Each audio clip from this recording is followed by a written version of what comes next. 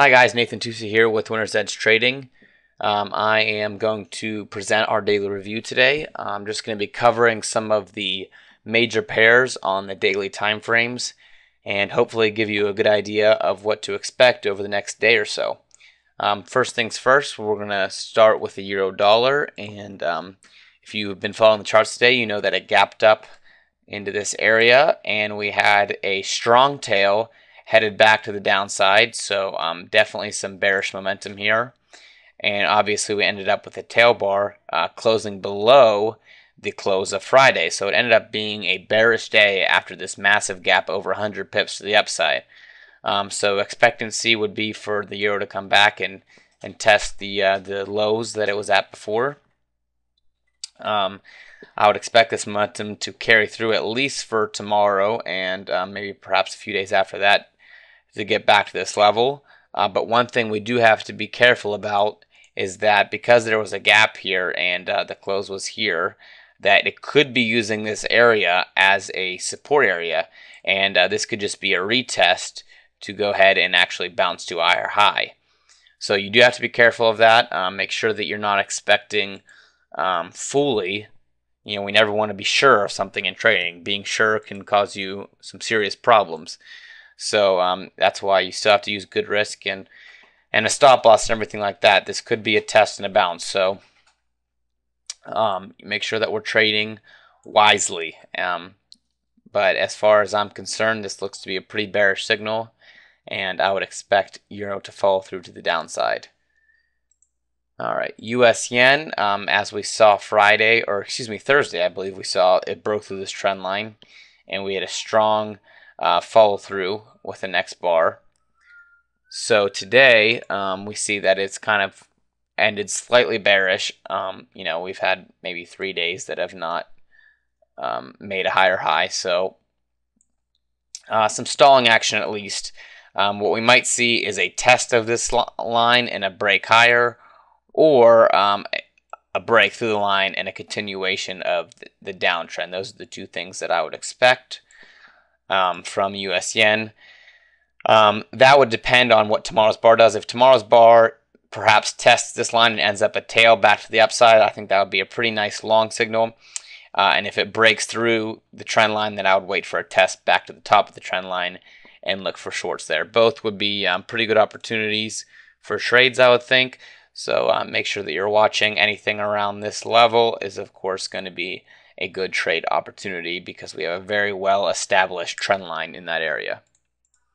All right, let's look at the pound dollar. Pound dollar was another pair that has been chopping around. You can see that we've not had much movement since these tails. We had a tail pushing back down, a bar that kind of ended right back in the middle, and then another bar that didn't make any definite direction. So the pound dollar is sitting right at this area. It's like the 150 area, basically 155 area, and we are waiting for either a break of this line or a break of this line. So as long as it chops in between here, I would not recommend any trading. I want to see a clear break, perhaps a break test and then launch, or a break test and then launch. Those are the two things that I'll be looking for as a pound dollar trader. Other than that, I would suggest staying out of the market. As far as I'm concerned, there's some nice long potential from the pound because of this shape that it's made.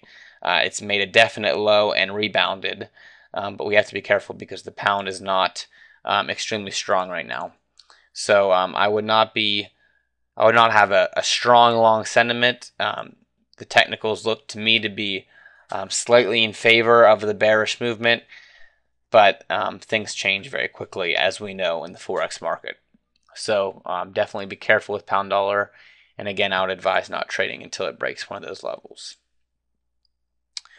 Okay, Australian dollar is another pair that's in a zone. If you look at historic price, we can see that there's some levels here. You can even see some choppiness here. Definitely a big level here, and then of course we're chopping here. So some significant levels, and definitely having trouble breaking this area. So looks like AUD might be headed back to the downside. I would wait till it breaks this level, the bottom of this little zone, and then I would look for shorts headed back to this trend line. I think those would be some pretty high probability setups for Australian dollar. It doesn't look like AUD is rebounding like we thought it would. At this area, I was thinking we might get a much better bounce, but with these double tests at the top of this zone, it looks to me like it may be returning back to the downside. Now, again, I would wait, of course, until we see a break of this level, because until it breaks this zone, I don't really want to be trading anything. So another area where we're going to have to be patient, but should get a high probability trade based on what it does after that. USDCAD is rallying back to the upside. You can see that we had a great tail. We can draw our Fibonacci level, which I failed to do, and see if it corresponds with the fib level. Okay, it happens to correspond perfectly.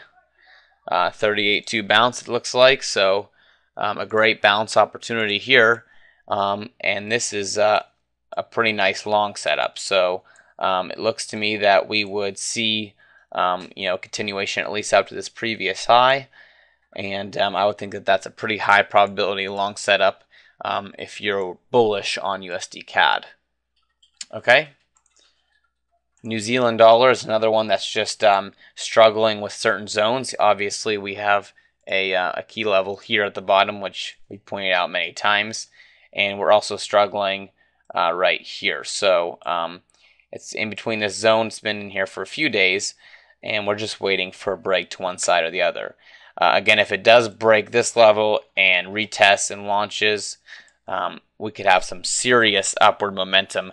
Again, this area where it's chopped is like a vacuum sucking price back up. It wants price to get back up in this level. So certainly would not be surprised if price came and tested that level. Euro pound has been very dead.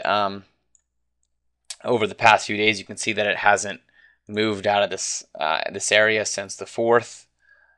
So we've been stuck in this little zone here in between my two expanding trend lines. So price may be gaining a little bit more movement today because of the gaps in the market, but still not even touching either side of the trend line. So until it touches either side of that trend line, I'm not too interested in trading it. I don't think that it's ready for any serious momentum. And as I've said before, I think it's almost a waste of time to trade euro against pound, because you can pair euro or pound up with so many different currencies that would get you a lot more volatility. All right, let's look at euro yen, because euro yen is making a definite direction. As you know, euro yen was certainly falling with a lot of momentum, and then it did make this retrace. So we had the retrace, and now it looks like it's headed back down. So of course, this is just, it doesn't get much more simple than this pattern. If I take the chart away, you can see this is the pattern: down, retrace, continuation. That's about as basic as Forex trading gets. So I think that, those basic symbols are pretty high setup, something that definitely should be taken advantage of, especially when you have an opportunity to short something like the euro yen, because euro has a lot of turmoil and yen has gained some strength. And has been relatively consistent over the past month or so. So that's my feelings on euro yen. Pound yen isn't quite the same story. Normally you would expect pound yen to be the same story, but it seems that pound has slightly more strength than the euro. And you see that by the fact that this bar, even though it has come down, has remained green. So if it remained green, then that has a little bit more stability, I guess, than the euro. But still, it would appear that the yen is overtaking it. This is what's great about Forex, though. You have the pound yen and the euro yen. You get to choose which pair you'd like to take. I'd rather pair the euro currency up than the pound currency, because I think the euro has more weakness. And so that's just one of the beautiful things about trading Forex. If you have something like the yen that you think is strong, you can choose which currency you'd like to match it up with. Okay, EURAUD, I remember specifically that we pointed out this key level, which is right around 1.3, and we showed that it's a very strong level right in this area. It's very strong. It corresponds with the 50 Fibonacci level, it corresponds with the previous resistance level, and it topped out here, and we're headed down. Now, EURAUD is not crashing to the floor because AUD has remained pretty weak, but it has shown consistency, and consistency is what we like to see. Consistency is the most important thing when you're trading, if you're trading long term. And with a daily outlook, we're trying to prepare you for a little more long-term view. So this consistency is pretty nice. EUROCAD is basically the same thing. You can see that the trend is a little more long-lived, because EURAUD had a more recent pop. But still, we have a fall, a rise, and then a consistent downtrend forming. So any time that it gets up in this trend line area and makes a bearish bar, it's almost always a good opportunity to short. And with EURAUD, the way that it moves, we have small bar after small bar, so you just want to keep your stop tight and gain as many pips from the market as you can in this situation. Last but not least, Pound New Zealand has made a little bit of effort back to the upside because of the New Zealand weakness. So because New Zealand has not, remained strong at all, you see that we have a tail and a push back to the upside. Now, I'm not saying that this is going to be long-lived, but I am saying that, New Zealand has done a very poor job of showing that it's going to retake the trend. Because if you look, obviously the weekly chart shows you that, New Zealand has been very much in control of this trend. It's been by far the stronger currency.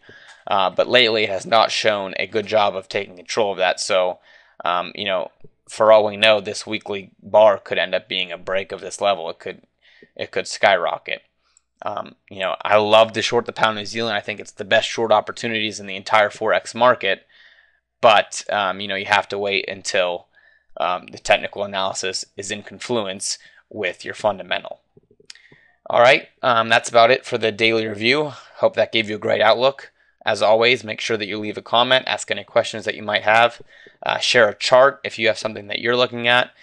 Just get into a conversation with anyone else. And take advantage of the community that we have here. I will talk to you tomorrow. Enjoy your trading day. And as always, be wise, use good risk, and take advantage of what the market gives you. Talk soon.